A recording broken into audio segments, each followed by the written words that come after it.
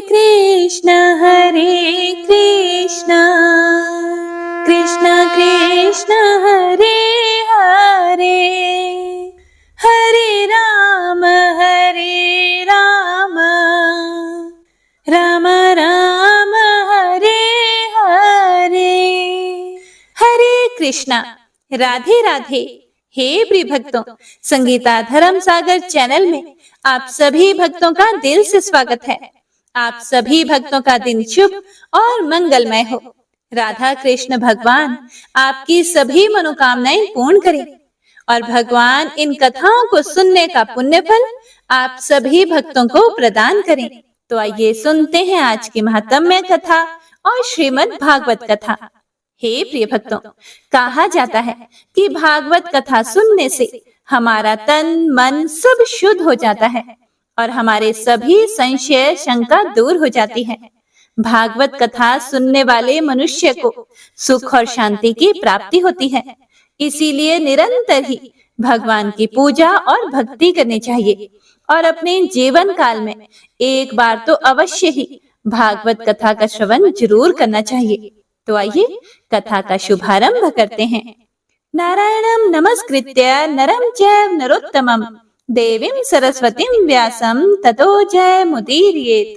हे प्रिय भक्तों, श्री सूत जी महाराज कहते हैं कि हे शौनक जी, वहां पहुंचकर राजा परीक्षित ने देखा कि एक राजवेशधारी शूद्र हाथ में डंडा लिए हुए है और गाय बैल के एक जोड़े को इस तरह पीटता जा रहा है जैसे उनका कोई स्वामी ही नहीं हो। वह कमल तंतु के समान श्वेत रंग का बैल एक पैर से खड़ा कांप रहा था तथा शूद्र की ताड़ना से पीड़ित और भयभीत होकर मूत्र त्याग कर रहा था। धर्मोपयोगी दूध, घी आदि हविष्य पदार्थों को देने वाली वह गाय भी बार बार शूद्र के पैरों की ठोकरें खाकर अत्यंत दीन हो रही थी। एक तो वह स्वयं ही दुबली पतली थी और दूसरे उसका बछड़ा भी उसके पास नहीं था और उसे भूख भी लगी हुई थी और उसकी आंखों से आंसू बहते जा रहे थे। स्वर्ण जटित रथ पर चढ़े हुए राजा परीक्षित ने अपना धनुष चढ़ाकर मेघ के समान गंभीर वाणी से उसको ललकारा, अरे तू कौन है जो बलवान होकर भी मेरे राज्य के इन दुर्बल प्राणियों को बलपूर्वक मार रहा है? तूने नट की भांति वेश तो राजा का सा बना रखा है, परंतु कर्म से तू शूद्र जान पड़ता है। हमारे दादा अर्जुन के साथ भगवान श्री कृष्ण के परम धाम पधार जाने पर इस प्रकार निर्जन स्थान में निरपराधों पर प्रहार करने वाला तू अपराधी है, इसीलिए तू वध के योग्य है। फिर उन्होंने धर्म से पूछा, कमल नाल के समान आपका श्वेत वर्ण है, 3 पैर ना होने पर भी आप एक ही पैर से चलते फिरते हैं। यह देखकर मुझे बड़ा कष्ट हो रहा है।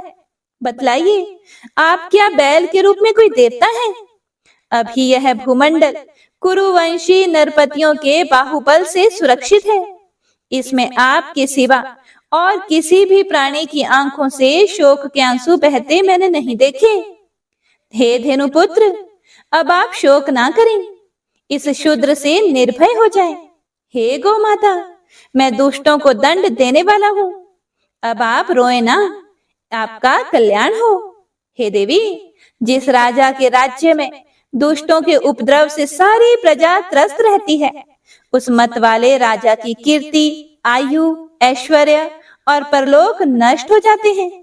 राजाओं का परम धर्म यही है कि वे दुखियों का दुख दूर करें।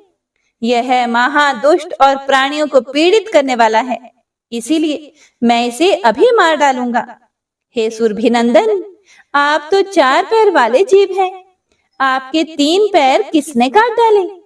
श्री कृष्ण के अनुयायी राजाओं के राज्य में कभी कोई भी आपकी तरह दुखी ना हो। हे वृषभ, आपका कल्याण हो। बताइए, आप जैसे निरपराध साधुओं का अंग भंग करके किस दुष्ट ने पांडवों की कीर्ति में कलंक लगाया है? जो किसी निरपराध प्राणी को सताता है, उसे चाहे वह कहीं भी रहे, मेरा भय अवश्य होगा। दुष्टों का दमन करने से साधुओं का कल्याण ही होता है। जो उदंड व्यक्ति निरपराध प्राणियों को दुख देता है, वह चाहे साक्षात देवता ही क्यों न हो, मैं उसकी बाजूबंद से विभूषित भुजा को काट डालूंगा। बिना आपत्ति काल के मर्यादा का उल्लंघन करने वालों को शास्त्रानुसार दंड देते हुए अपने धर्म में स्थित लोगों का पालन करना राजाओं का परम धर्म है। फिर धर्म ने कहा, हे राजन, आप महाराज पांडु के वंशज हैं। आपका इस प्रकार दुखियों को आश्वासन देना आपके योग्य ही है, क्योंकि आपके पूर्वजों के श्रेष्ठ गुणों ने भगवान श्री कृष्ण को उनका सारथी और दूत आदि बना दिया था। हे राजन, शास्त्रों के विभिन्न वचनों से मोहित होने के कारण हम उस पुरुष को नहीं जानते जिससे कलेशों के कारण उत्पन्न होते हैं। जो लोग किसी भी प्रकार के द्वैत को स्वीकार नहीं करते, वे अपने आप को ही अपने दुख का कारण बतलाते हैं। कोई प्रारब्ध को कारण बताते हैं तो कोई कर्म को, कुछ लोग स्वभाव को तो कुछ लोग ईश्वर को दुख का कारण मानते हैं। किन्हीं किन्हीं का ऐसा भी निश्चय है कि दुख का कारण ना तो तर्क के द्वारा जाना जा सकता है और ना वाणी के द्वारा बताया जा सकता है। हे राजन, अब इनमें कौन सा मत ठीक है, यह आप अपनी बुद्धि से ही विचार लीजिए। हे प्रिय भक्तों, आगे श्री सूत जी महाराज कहते हैं कि हे ऋषि श्रेष्ठ शौनक जी, धर्म का यह प्रवचन सुनकर सम्राट परीक्षित बहुत प्रसन्न हुए। उनका खेद मिट गया। उन्होंने शांत चित्त होकर उनसे कहा। परीक्षित ने कहा, धर्म का तत्व जानने वाले हे वृषभदेव, आप धर्म का उपदेश कर रहे हैं। अवश्य ही आप वृषभ के रूप में स्वयं धर्म हैं। आपने अपने को दुख देने वाले का नाम इसलिए नहीं बताया है कि अधर्म करने वालों को जो नरक आदि प्राप्त होते हैं, वे ही चुगली करने वालों को भी मिलते हैं। अथवा यही सिद्धांत निश्चित है कि प्राणियों के मन और वाणी से परमेश्वर की माया के स्वरूप का निरूपण नहीं किया जा सकता। हे धर्मदेव, सतयुग में आपके 4 चरण थे, तप, पवित्रता, दया और सत्य। इस समय अधर्म के अंश गर्व, आसक्ति और मद से 3 चरण नष्ट हो चुके हैं। अब आपका 4था चरण केवल सत्य ही बच रहा है। उसी के बल पर आप जी रहे हैं। असत्य से पुष्ट हुआ यह अधर्म रूप कलयुग उसे भी ग्रास कर लेना चाहता है। ये गौ माता साक्षात पृथ्वी है। भगवान ने इनका भारी बोझ उतार दिया था और ये उनके राशि राशि सौंदर्य बिखेरने वाले चरण चिन्हों से सर्वत्र उत्सवमयी हो गई थी। अब ये उनसे बिछुड़ गई हैं। वे साध्वी अभागिनी के समान नेत्रों में जल भरकर यह चिंता कर रही हैं कि अब राजा का स्वांग बनाकर ब्राह्मण द्रोही शूद्र मुझे भोगेंगे। हे प्रिय भक्तों, महारथी परीक्षित ने इस प्रकार धर्म और पृथ्वी को सांत्वना दी। फिर उन्होंने अधर्म के कारण रूप कलयुग को मारने के लिए तीक्ष्ण तलवार उठाई। कलयुग जान गया कि ये तो अब मुझे मार ही डालना चाहते हैं, इसीलिए झटपट उसने अपने राज चिन्ह उतार डाले और भय विवल होकर उनके चरणों में अपना सिर रख दिया। परीक्षित बड़े यशस्वी, दीन वत्सल और शरणागत रक्षक थे। उन्होंने जब कलयुग को अपने पैरों पर पड़े देखा तो कृपा करके उसको मारा नहीं, बल्कि हंसते हुए से उससे कहा। परीक्षित बोले, जब तू हाथ जोड़कर शरण आ गया, तब अर्जुन के यशस्वी वंश में उत्पन्न हुए किसी भी वीर से तुझे कोई भय नहीं है, लेकिन तू अधर्म का सहायक है, इसीलिए तुझे मेरे राज्य में बिल्कुल नहीं रहना चाहिए। तेरे राजाओं के शरीर में रहने से ही लोभ, झूठ, चोरी, दुष्टता, स्वधर्म त्याग, दरिद्रता, कपट, कलह, दंभ और दूसरे पापों की बढ़ोतरी हो रही है। इसीलिए हे अधर्म के साथी, इस भ्रम वर्त में तू एक क्षण के लिए भी मत ठहरना, क्योंकि यह धर्म और सत्य का निवास स्थान है। इस क्षेत्र में यज्ञ विधि के जानने वाले महात्मा यज्ञों के द्वारा यज्ञ पुरुष भगवान की आराधना करते रहते हैं। इस देश में भगवान श्री हरि यज्ञों के रूप में निवास करते हैं। यज्ञों के द्वारा उनकी पूजा होती है और वे यज्ञ करने वालों का कल्याण करते हैं। वे सर्वात्मा भगवान वायु की भांति समस्त चराचर जीवों के भीतर और बाहर एक रस स्थित रहते हुए उनकी कामनाओं को पूर्ण करते रहते हैं। हे प्रिय भक्तों, श्री सूत जी महाराज कहते हैं कि परीक्षित की यह आज्ञा सुनकर कलयुग सिहर उठा। यमराज किस्मान मारने के लिए तत्पर हाथ में तलवार लिए हुए परीक्षित से कलयुग बोला कि हे सार्वभौम, आपकी आज्ञा से जहां कहीं भी मैं रहने का विचार करता हूँ, वहीं देखता हूँ कि आप धनुष पर बाण चढ़ाए हुए खड़े हैं। धार्मिक शिरोमणि, आप मुझे वह स्थान बतलाइए जहां मैं आपकी आज्ञा का पालन करता हुआ स्थिर होकर रह सकूं। फिर श्री सूत जी महाराज कहते हैं कि कलयुग की प्रार्थना स्वीकार करके राजा परीक्षित ने उसे 4 स्थान दिए: द्युत, मद्यपान, स्त्री संग और हिंसा। इन स्थानों में क्रमशः असत्य, मद, आसक्ति और निर्दयता, ये 4 प्रकार के अधर्म निवास करते हैं। उसने और भी स्थान मांगे। तब समर्थ परीक्षित ने उसे रहने के लिए एक और स्थान स्वर्ण अर्थात धन दिया। इस प्रकार कलयुग के 5 स्थान हो गए: झूठ, मद, काम, वैर और रजोगुण। परीक्षित के दिए हुए इन्हीं 5 स्थानों में अधर्म का मूल कारण कली उनकी आज्ञाओं का पालन करता हुआ निवास करने लगा। इसीलिए आत्म कल्याण कामी पुरुष को इन 5 स्थानों का सेवन कभी भी नहीं करना चाहिए।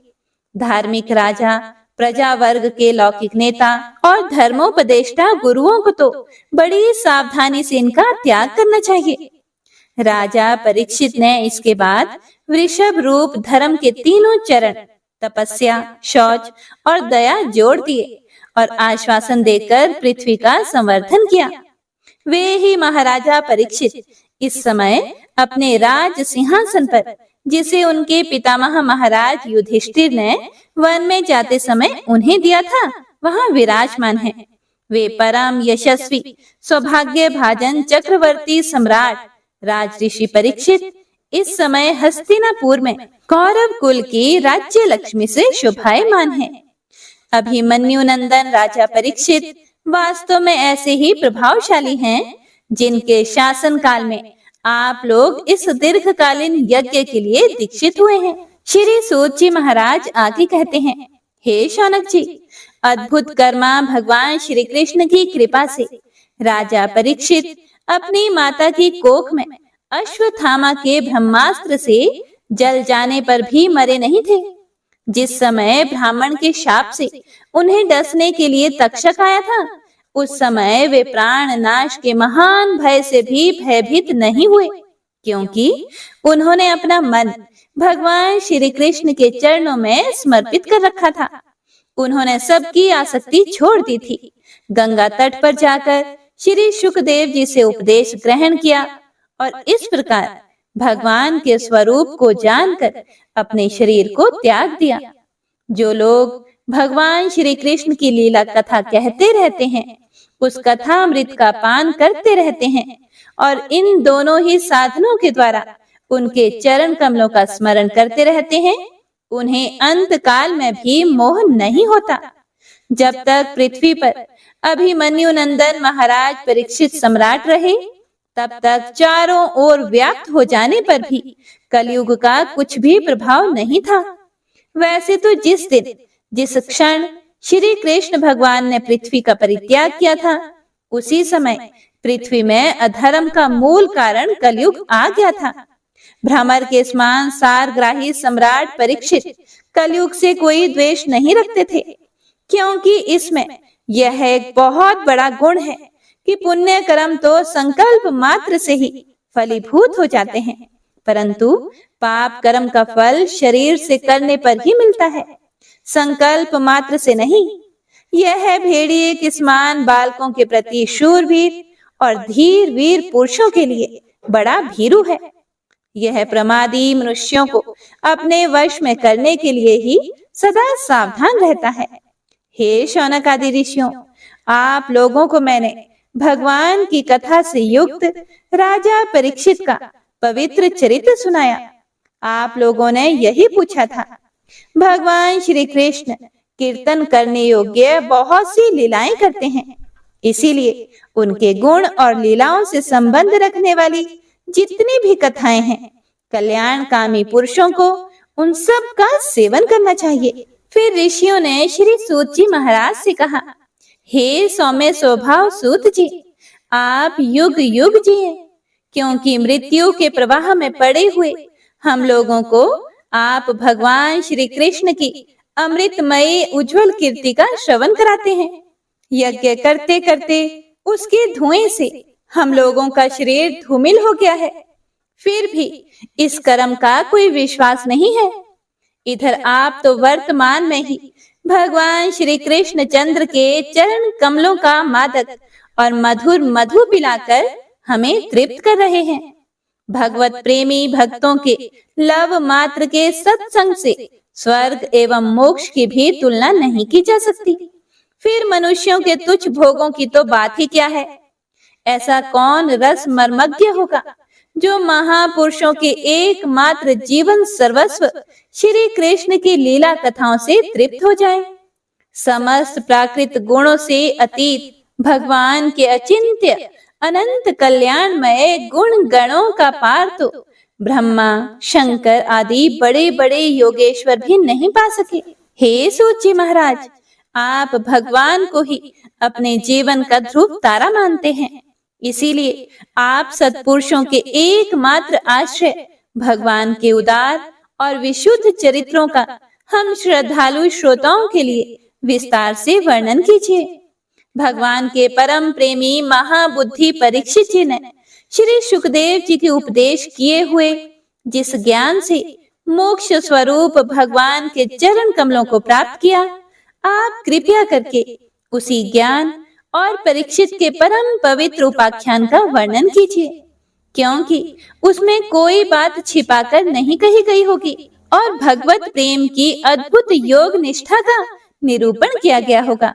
उसमें पद पद पर भगवान श्री कृष्ण की लीलाओं का वर्णन हुआ होगा। भगवान के प्यारे भक्तों को वैसा प्रसंग सुनने में बड़ा रस मिलता है। फिर श्री सूत जी महाराज कहते हैं, अहो, विलोम जाति में उत्पन्न होने पर भी महात्माओं की सेवा करने के कारण आज हमारा जन्म सफल हो गया, क्योंकि महापुरुषों के साथ बातचीत करने मात्र से ही नीच कुल में उत्पन्न होने की मनोव्यथा शीघ्र ही मिट जाती है। फिर उन लोगों की तो बात ही क्या है जो सत्पुरुषों के एकमात्र आश्रय भगवान का नाम लेते हैं। भगवान की शक्ति अनंत है, वे स्वयं अनंत हैं। वास्तव में उनके गुणों की अनंतता के कारण ही उन्हें अनंत कहा गया है। भगवान के गुणों की समता भी जब कोई नहीं कर सकता, तब उनसे बढ़कर तो कोई हो ही कैसे सकता है। उनके गुणों की यह विशेषता समझाने के लिए इतना कह देना ही पर्याप्त है कि लक्ष्मी जी अपने को प्राप्त करने की इच्छा से प्रार्थना करने वाले ब्रह्मा आदि देवताओं को छोड़कर भगवान के ना चाहने पर भी उनके चरण कमलों की रज का ही सेवन करती रहती हैं। ब्रह्मा जी ने भगवान के चरणों का प्रक्षालन करने के लिए जो जल समर्पित किया था, वही उनके चरण नखों से निकलकर गंगा जी के रूप में प्रवाहित हुआ। यह जल महादेव जी सहित सारे जगत को पवित्र करता है। ऐसी अवस्था में त्रिभुवन में श्री कृष्ण के अतिरिक्त भगवान शब्द का दूसरा और क्या अर्थ हो सकता है। जिनके प्रेम को प्राप्त करके धीर पुरुष बिना किसी हिचक के देह गेह आदि की दृढ़ आसक्ति को छोड़ देते हैं और उस अंतिम परमहंस आश्रम को स्वीकार करते हैं, जिसमें किसी को कष्ट ना पहुंचाना और सब ओर से उपशांत हो जाना ही स्वधर्म होता है। हे सूर्य के समान प्रकाशमान महात्माओं, आप लोगों ने मुझसे जो कुछ पूछा है वह मैं अपनी समझ के अनुसार सुनाता हूँ। जैसे पक्षी अपनी शक्ति के अनुसार आकाश में उड़ते हैं, वैसे ही विद्वान लोग भी अपनी अपनी बुद्धि के अनुसार ही श्री कृष्ण की लीलाओं का वर्णन करते हैं।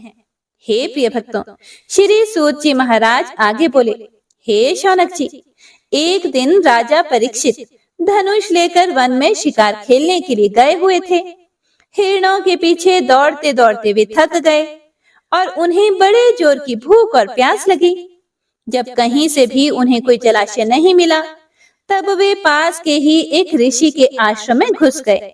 उन्होंने देखा कि वहां आंखें बंद करके शांत भाव से एक मुनि आसन पर बैठे हुए हैं।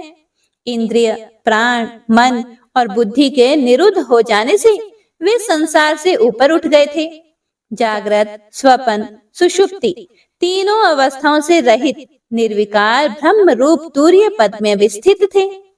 उनका शरीर बिखरी हुई जटाओं से और कृष्ण मृग चरम से ढका हुआ था। राजा परीक्षित ने ऐसी ही अवस्था में उनसे जल मांगा, क्योंकि प्यास से उनका गला सूखा जा रहा था। जब राजा को वहां बैठने के लिए तिनके का आसन भी नहीं मिला, किसी ने उन्हें भूमि पर भी बैठने को नहीं कहा, तो अर्घ और आदर भरी मीठी बातें तो कहां से मिलती। तब अपने आप को अपमानित सा मानकर वे क्रोध के वश में हो गए। हे शौनक जी, वे भूख प्यास से छटपटा रहे थे, इसीलिए एकाएक उन्हें ब्राह्मण के प्रति ईर्ष्या और क्रोध हो आया। उनके जीवन में इस प्रकार का यह पहला ही अवसर था। वहां से लौटते समय उन्होंने क्रोधवश धनुष की नोक से एक मरा हुआ सांप उठाकर ऋषि के गले में डाल दिया और अपनी राजधानी में चले आए। उनके मन में यह बात आई। उन्होंने सोचा कि इन्होंने जो अपने नेत्र बंद कर रखे हैं, सो क्या वास्तव में इन्होंने अपनी सारी इंद्रिय वृत्तियों का निरोध कर लिया है, अथवा ये सोच रहे होंगे कि इन राजाओं से हमारा क्या प्रयोजन है। ऐसा सोचकर इन्होंने झूठ मूठ समाधि का ढोंग रच रखा है। उन शमीक मुनि का पुत्र बड़ा तेजस्वी था। वह दूसरे ऋषि कुमारों के साथ पास ही में खेल रहा था। जब उस बालक ने सुना कि राजा ने मेरे पिता के साथ दुर्व्यवहार किया है, तब वह इस प्रकार कहने लगा, ये नरपति कहलाने वाले लोग उच्छिष्ट भोजी कौओं के समान संड मुसंड होकर कितना अन्याय करने लगे हैं। ब्राह्मणों के दास होकर भी ये दरवाजे पर पहरा देने वाले कुत्ते के समान अपने स्वामी का ही तिरस्कार करते हैं।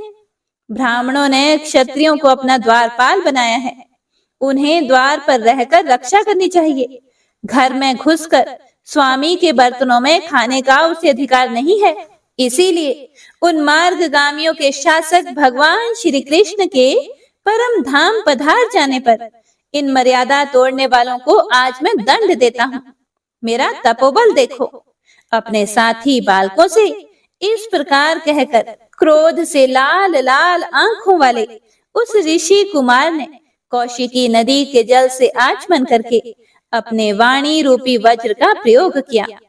कुलांगार परीक्षित ने मेरे पिता का अपमान करके मर्यादा का उल्लंघन किया है, इसीलिए मेरी प्रेरणा से आज के 7वें दिन उसे तक्षक सर्प डस लेगा। हे प्रिय भक्तों, इसके बाद वह बालक अपने आश्रम में आ गया और अपने पिता के गले में सांप देखकर उसे बड़ा दुख हुआ तथा वह ठाठ मार कर रोने लगा। हे विप्रवर शौनक जी, शमीक मुनि ने अपने पुत्र का रोना चिल्लाना सुनकर धीरे धीरे अपनी आंखें खोली और देखा कि उनके गले में एक मरा सांप पड़ा है। उसे फेंक कर उन्होंने अपने पुत्र से पूछा कि हे पुत्र, तुम क्यों रो रहे हो? किसने तुम्हारा अपकार किया है? उनके इस प्रकार पूछने पर बालक ने सारा हाल कह दिया। फिर ब्रह्म ऋषि शमीक ने राजा के शाप की बात सुनकर अपने पुत्र का अभिनंदन नहीं किया। उनकी दृष्टि में परीक्षित शाप के योग्य नहीं थे। उन्होंने अपने पुत्र से कहा, ओह मूर्ख बालक, तूने बड़ा पाप किया। खेद है कि उनकी थोड़ी सी गलती के लिए तूने उनको इतना बड़ा दंड दिया। तेरी बुद्धि अभी कच्ची है। हे पुत्र, तुझे भगवत स्वरूप राजा को साधारण मनुष्यों के समान नहीं समझना चाहिए, क्योंकि राजा के दुस्सह तेज से सुरक्षित और निर्भय रहकर ही प्रजा अपना कल्याण संपादन करती है। जिस समय राजा का रूप धारण करके भगवान पृथ्वी पर नहीं दिखाई देंगे, उस समय चोर बढ़ जाएंगे और आरक्षित भेड़ों के समान एक क्षण में ही लोगों का नाश हो जाएगा। और राजा के नष्ट हो जाने पर धन आदि चुराने वाले चोर जो पाप करेंगे, उसके साथ हमारा कोई संबंध ना होने पर भी वह हम पर भी लागू होगा, क्योंकि राजा के ना रहने पर लुटेरे बढ़ जाते हैं और वे आपस में मारपीट गाली गलौज करते हैं और साथ ही पशु, स्त्री और धन संपत्ति भी लूट लेते हैं। उस समय मनुष्यों का वर्णाश्रमाचार युक्त वैदिक आर्य धर्म लुप्त हो जाता है। अर्थ, लोभ और काम वासना के विवश होकर लोग कुत्तों और बंदरों के समान वर्ण संकर हो जाते हैं।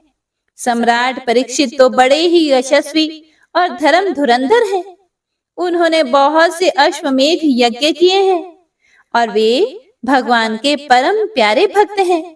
वे ही राज ऋषि भूख प्यास से व्याकुल होकर हमारे आश्रम पर आए थे। वे शाप के योग्य कदापि नहीं थे। इस नासमझ बालक ने हमारे निष्पाप सेवक राजा का अपराध किया है। सर्वात्मा भगवान कृपा करके इसे क्षमा करें। भगवान के भक्तों में भी बदला लेने की शक्ति होती है, परंतु वे दूसरों के द्वारा किए हुए अपमान, धोखेबाजी, गाली गलौज, आक्षेप और मारपीट का कोई बदला नहीं लेते। महामुनि शमीक को पुत्र के अपराध पर बड़ा पश्चाताप हुआ। राजा परीक्षित ने जो उनका अपमान किया था, उस पर तो उन्होंने ध्यान ही नहीं दिया। महात्माओं का स्वभाव ही ऐसा होता है कि जगत में जब दूसरे लोग उन्हें सुख दुखादि द्वंद्वों में डाल देते हैं, तब भी वे प्राय हर्षित या व्यथित नहीं होते, क्योंकि आत्मा का स्वरूप तो गुणों से सर्वथा परे है। श्री सूत जी महाराज कहते हैं, राजधानी में पहुंचने पर राजा परीक्षित को अपने उस निंदनीय कर्म के लिए बड़ा पश्चाताप हुआ। वे अत्यंत उदास हो गए और वे सोचने लगे कि मैंने निरपराध एवं अपना तेज छिपाए हुए ब्राह्मण के साथ बड़ा नीच व्यवहार किया है। यह बड़े खेद की बात है। अवश्य ही उन महात्मा के अपमान के फलस्वरूप शीघ्र से शीघ्र मुझ पर कोई घोर विपत्ति आएगी। मैं भी ऐसा ही चाहता हूँ, क्योंकि उससे मेरे पाप का प्रायश्चित हो जाएगा और फिर कभी भी मैं ऐसा काम करने का दुस्साहस नहीं करूंगा। ब्राह्मणों की क्रोधाग्नि आज ही मेरे राज्य, सेना और भरे पूरे खजाने को जलाकर खाक कर दे, जिससे फिर कभी मुझ दुष्ट की ब्राह्मण, देवता और गौओं के प्रति ऐसी पाप बुद्धि ना हो। वे इस प्रकार चिंता कर ही रहे थे कि उन्हें मालूम हुआ कि ऋषि कुमार के शाप से तक्षक मुझे डसेगा। उन्हें वह धधकती हुई आग के समान तक्षक का डसना बहुत भला मालूम हुआ। उन्होंने सोचा कि बहुत दिनों से मैं संसार में आसक्त हो रहा था, अब मुझे शीघ्र वैराग्य होने का कारण प्राप्त हो गया। वे इस लोक और परलोक के भोगों को तो पहले से ही तुच्छ और त्याज्य समझते थे। अब उनका स्वरूपतः त्याग करके भगवान श्री कृष्ण के चरण कमलों की सेवा को ही सर्वोपरि मानकर आमरण अनशन व्रत लेकर वे गंगा तट पर बैठ गए। गंगा जी का जल भगवान श्री कृष्ण के चरण कमलों का वह पराग लेकर प्रवाहित होता है, जो श्रीमती तुलसी की गंध से मिश्रित है। यही कारण है कि वे लोकपालों के सहित ऊपर नीचे के समस्त लोगों को पवित्र करती है। कौन सा ऐसा मरणासन पुरुष होगा जो उनका सेवन नहीं करेगा। इस प्रकार गंगा जी के तट पर आमरण अनशन का निश्चय करके उन्होंने समस्त आसक्तियों का परित्याग कर दिया और वे मुनियों का व्रत स्वीकार करके अनन्य भाव से श्री कृष्ण के चरण कमलों का ध्यान करने लगे। उस समय त्रिलोकी को पवित्र करने वाले बड़े बड़े महानुभाव ऋषि मुनि अपने शिष्यों के साथ वहां पधारे। संत जन प्राय तीर्थ यात्रा के बहाने स्वयं उन तीर्थ स्थानों को ही पवित्र करते हैं। उस समय वहां पर अत्रि, वशिष्ठ जी, अंगीरा, पराशर, विश्वामित्र, परशुराम, गौतम, पिपलाद, नारद तथा इनके अतिरिक्त और भी कई श्रेष्ठ देव ऋषि ब्रह्म ऋषियों का शुभागमन हुआ। इस प्रकार विभिन्न गोत्रों के मुख्य मुख्य ऋषियों को इकट्ठा देखकर राजा ने सबका यथा योग्य सत्कार किया और उनके चरणों पर सिर रखकर वंदना की। जब सब लोग आराम से अपने अपने आसनों पर बैठ गए, तब महाराज परीक्षित ने उन्हें फिर से प्रणाम किया और उनके सामने खड़े होकर शुद्ध हृदय से अंजलि बांधकर वे जो कुछ करना चाहते थे उसे सुनाने लगे। राजा परीक्षित ने कहा, अहो, समस्त राजाओं में हम धन्य हैं, धन्यतम हैं, क्योंकि अपने शील स्वभाव के कारण हम आप महापुरुषों के कृपा पात्र बन गए हैं। राजवंश के लोग प्राय निंदित कर्म करने के कारण ब्राह्मणों के चरण धोवन से दूर पड़ जाते हैं। यह कितने खेद की बात है। मैं भी राजा ही हूँ। निरंतर देह गेह में आसक्त रहने के कारण मैं भी पाप रूप ही हो गया हूँ। इसी से स्वयं भगवान ही ब्राह्मण के शाप के रूप में मुझ पर कृपा करने के लिए पधारे हैं। यह शाप वैराग्य उत्पन्न करने वाला है, क्योंकि इस प्रकार के शाप से संसारासक्त पुरुष भयभीत होकर विरक्त हो जाया करते हैं। हे ब्राह्मणों, अब मैंने अपने मन को भगवान के चरणों में समर्पित कर दिया है। आप लोग और माँ गंगा जी शरणागत जानकर मुझ पर अनुग्रह करें। ब्राह्मण कुमार के शाप से प्रेरित कोई दूसरा कपट से तक्षक का रूप धर कर मुझे डस ले अथवा स्वयं तक्षक आकर मुझे डस ले, इसकी मुझे तनिक भी परवाह नहीं है। आप लोग कृपया करके भगवान की रसमयी लीलाओं का गायन करें। मैं आप ब्राह्मणों के चरणों में प्रणाम करके फिर से यही प्रार्थना करता हूँ कि मुझे कर्मवश चाहे जिस योनि में जन्म लेना पड़े, भगवान श्री कृष्ण के चरणों में मेरा अनुराग हो, उनके चरणाश्रित महात्माओं से विशेष प्रीति हो और जगत के समस्त प्राणियों के प्रति मेरी एक सी मैत्री रहे, ऐसा आप आशीर्वाद दीजिए। श्री सूत जी महाराज बोले, हे शौनक जी, महाराज परीक्षित परम धीर थे। वे ऐसा दृढ़ निश्चय करके गंगा जी के दक्षिण तट पर पूर्वाग्र कुशों के आसन पर उत्तर मुख होकर बैठ गए। राजकाज का भार तो उन्होंने पहले ही अपने पुत्र जन्मेजय को सौंप दिया था।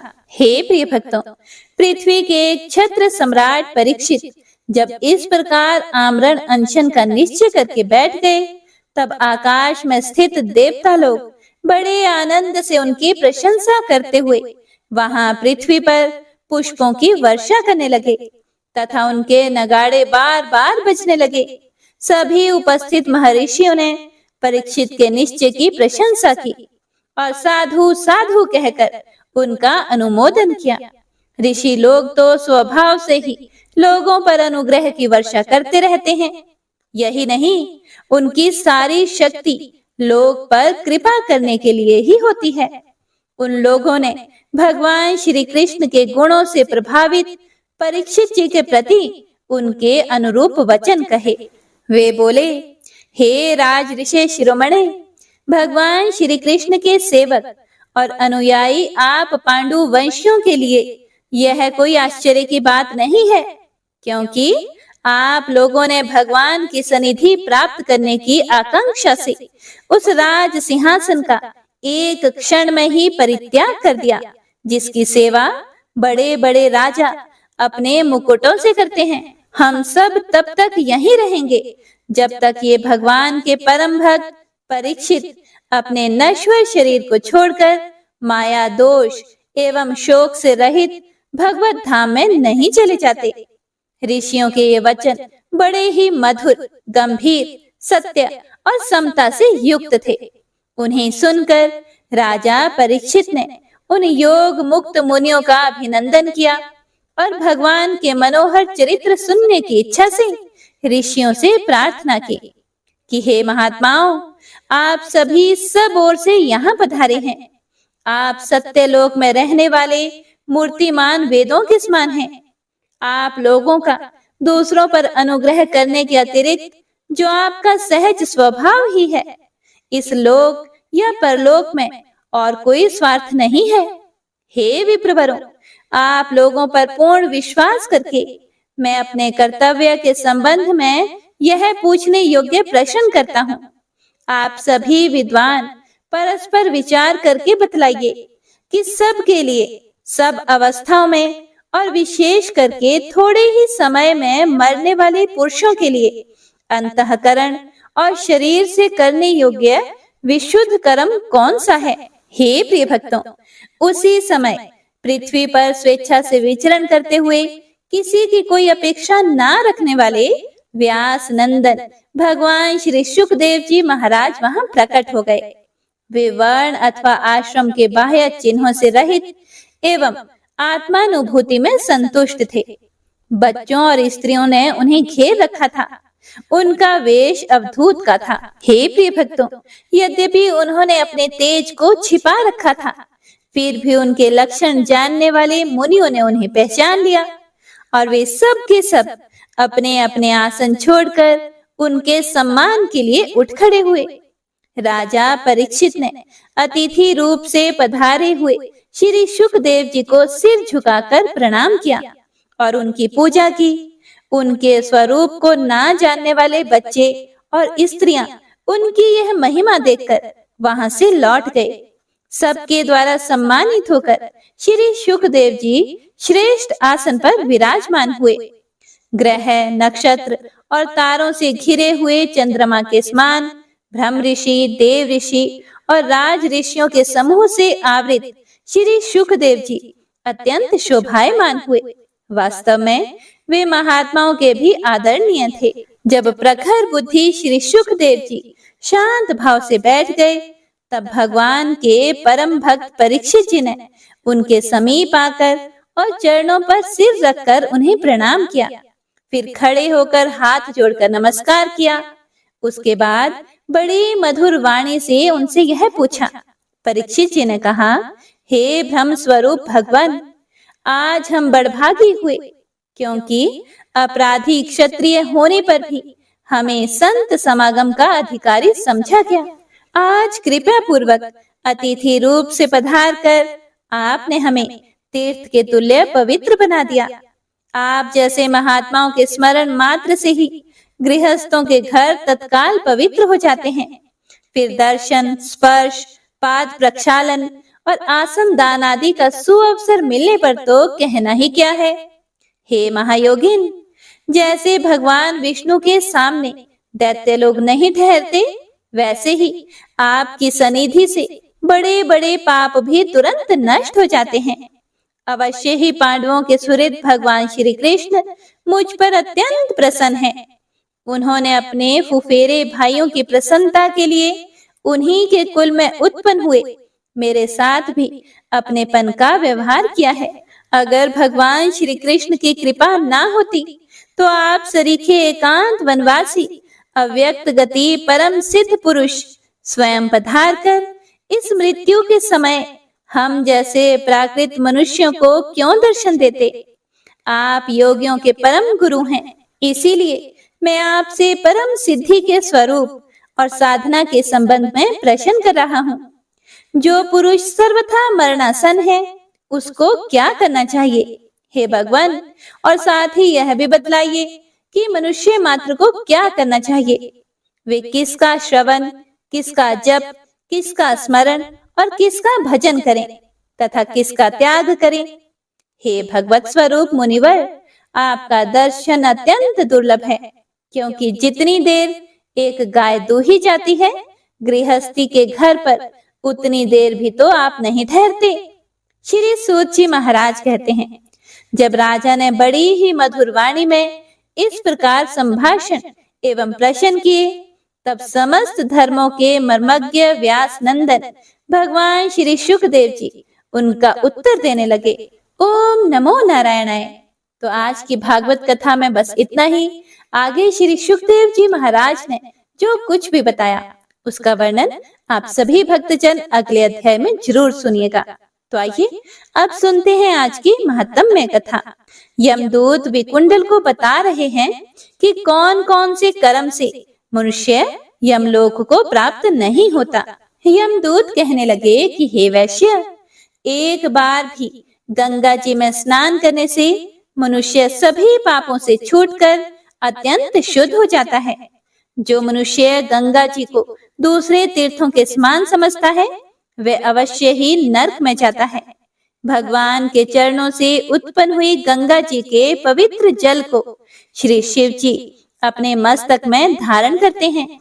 वह ब्रह्मा जो संदेह रहित प्रकृति से अलग और निर्गुण है, ब्रह्मांड में उसकी समानता किससे हो सकती है। गंगा जी का नाम हजारों योजन दूर से ही लेने वाला नरक में नहीं जाता। इसीलिए मनुष्य को अवश्य में गंगा जी में स्नान करना चाहिए। हे वैश्य, जो ब्राह्मण दान लेने का अधिकारी होकर भी दान नहीं लेता, वह आकाश के नक्षत्रों में चंद्रमा के समान है। जो कीचड़ से गऊ को निकालता है, जो रोगी की रक्षा करता है, या जो गौशाला में मरता है, वह आकाश में तारा होता है। प्राणायाम करने वाले मनुष्य सदैव उत्तम गति को प्राप्त होते हैं। प्रातः के समय स्नान के पश्चात जो 16 प्राणायाम करते हैं, वह घोर पापों से बच जाते हैं। जो पराई स्त्री को माता समान मानते हैं, वह यम की यातना को नहीं भोगते। जो मन से भी कभी पर स्त्री का चिंतन नहीं करता, वह दोनों लोकों को अपने अधीन करता है। जो पराये धन को मिट्टी के समान समझता है, वह स्वर्ग में जाता है। जिसने क्रोध को जीत लिया, मानो उसने स्वर्ग को ही जीत लिया। जो माता पिता की सेवा देवता तुल्य करता है, वह यम द्वार नहीं देखता। और जो गुरु की सेवा करते हैं, वह ब्रह्म लोक को प्राप्त होते हैं। शील की रक्षा करने वाली स्त्री धन्य है। शील भंग करने वाली स्त्री यमलोक जाती है। जो वेदों और शास्त्रों को पढ़ते हैं, या पुराण और संहिता पढ़ते और सुनते हैं, तथा जो स्मृति का व्याख्यान और धर्म शास्त्र समझते हैं, या जो वेदांत में लीन रहते हैं, वह पाप रहित होकर ब्रह्मलोक को प्राप्त होते हैं। जो अज्ञानियों को वेद शास्त्र का ज्ञान देते हैं, वे देवताओं से भी पूजित होते हैं। हे प्रिय भक्तों, यमदूत ने कहा कि हे वैश्य श्रेष्ठ, यमराज ने हमको वही आज्ञा दे रखी है कि तुम किसी वैष्णव को मेरे पास मत लाओ। हे वैश्य, पापी लोगों को इस संसार रूपी नरक को पार करने के लिए भगवान की भक्ति के सिवाय दूसरा और कोई उपाय नहीं है। भगवान की भक्ति ना करने वाले मनुष्य को चांडाल के समान समझना चाहिए। भगवान के भक्त अपने माता पिता दोनों के कुलों को तार देते हैं और उनको नरक में नहीं रहने देते। और जो मनुष्य वैष्णव का भोजन करते हैं, वे भी भगवान की कृपा से श्रेष्ठ गति को प्राप्त होते हैं। बुद्धिमान को सदैव वैष्णव का अन्न खाना चाहिए। इससे बुद्धि पवित्र होकर मनुष्य पाप नहीं करता। गोविंदाय नमः इस मंत्र का जाप करता हुआ जो मनुष्य मृत्यु को प्राप्त होता है, वह परम धाम को प्राप्त होता है। इसमें कोई संदेह नहीं है। जो ओम नमो भगवते वासुदेवाय द्वदाक्षर मंत्र या फिर ओम नमो नारायणाय अष्टाक्षर मंत्र का जाप करता है, उसके ब्रह्म हत्या इत्यादि बड़े बड़े पाप नष्ट हो जाते हैं। इति श्री माघ मास महात्म्य दशम अध्याय संपूर्ण। तो आइए अब सुनते हैं श्री विष्णु चालीसा। श्री विष्णु सुनिए विनय, सेवक की चित लाए। कीरत कुछ वर्णन करूं, दीजिए ज्ञान बताए। नमो विष्णु भगवान खरारे, कष्ट नशावन अखिल बिहारी। प्रबल जगत में शक्ति तुम्हारी, त्रिभुवन फैल रही उजियारी।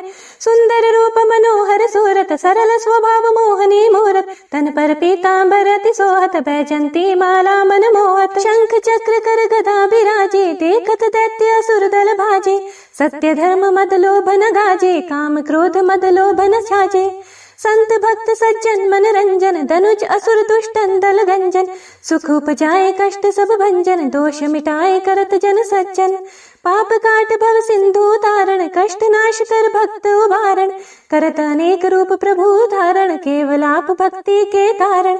धरणी धेनु बन सुमहि पुकारा, तब तुम रूप राम का धारा, भार उतार असुर दल मारा, रावण आदिक को संहारा। आप वराह रूप बनाया, हिरण्याक्ष को मार गिराया, धर्म तस्य तन सिंधु बनाया, 14 रत्नन को निकलाया।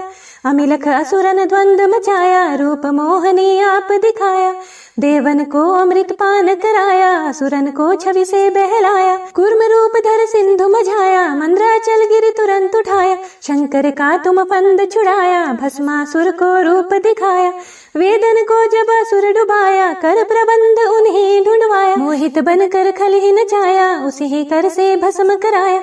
असुर जलंधर अति बलदाई, शंकर से उनकी नहीं लड़ाई, हार पार शिव सकल बनाई, कीन सती से छल खल जाए।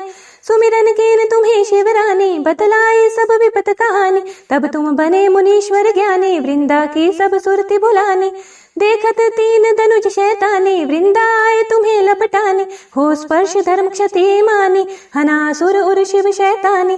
तुमने ध्रुव प्रहलाद उबारे, हिरण्याकुशादिक खल मारे, गणिका और अजामिल तारे, बहुत भक्त भव सिंधु उतारे। हरहु सकल संताप हमारे, कृपा करहूँ हरि सिरजनहारे, देखूँ मैं निज दर्श तुम्हारे, दीन बंधु भक्तन हितकारे। चाहताप का सेवक दर्शन, करहूँ दया अपनी मधुसूदन, जानो नहीं योग्य जप पूजन, होए यज्ञ स्तुति अनुमोदन। शील दया संतोष सुलक्षण, विदित नहीं व्रत बोध विलक्षण, करहूँ आपका किस विधि पूजन, कुमति विलोक होत दुख भीषण। करहूँ प्रणाम कौन विधि सुमिरन, कौन भांति मैं करहूँ समरण, सुर मुनि करत सदा सेवकाई, हर्षित रहत परम गति पाए। दीन दुखीन पर सदा सहाय, निज जन जान लेवा अपनाई, पाप दोष संताप नशाओ, भव बंधन से मुक्त कराओ। सुख संपत्ति दे सुख उपजाओ, निज चरणन का दास बनाओ, निगम सदा ये विनय सुनावे, पढ़े सुने सो जन सुख पावे।